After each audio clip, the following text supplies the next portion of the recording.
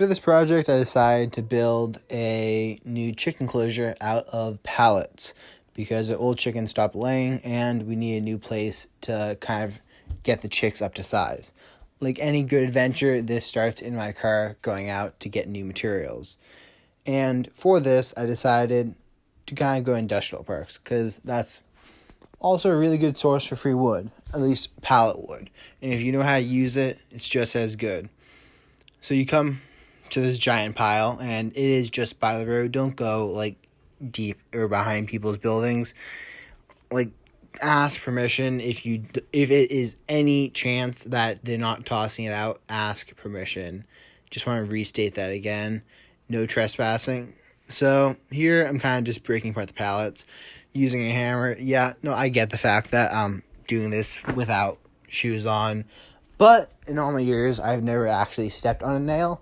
So I guess I will reconsider it. Not promising anything, but I will reconsider it wearing shoes once I eventually get tetanus or put a nail through my foot. But I have damage to my eyes, and I really don't want to be wearing a hearing aid in my 30s. So make sure I got eye protection on, and I make sure that I have hearing protection on. So right now, I'm kind of, I don't want to call it like lazy, but like very, how would you put this, efficient. So instead of taking the nails out like most people do, you can just cut it with the angle grinder. Boom. Right off like that. Saves you a lot of time.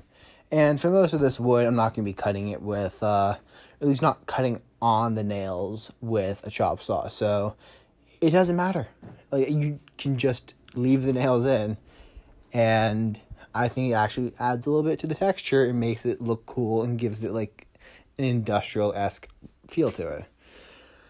So then right here, what I'm kind of doing is, well, getting back to the point. Right here, I'm kind of just taking this giant sheet of plywood. It's actually kind of cheaper than plywood because the stuff's falling apart already. But, like, I'm just adding some wire mesh to it. And I thought I had some smaller, it's not gauge, but, like, the smaller distance between it. But it turned out I didn't. So instead of being, like, a half a centimeter or a quarter inch, this is, like, a half inch. It's a little less than a half inch, but it's about that. So, what is it? It's probably a centimeter compared to a quarter inch. So I'm not sure if that is an exact measurement, but I decided to double up and kind of go for like a little offset pattern.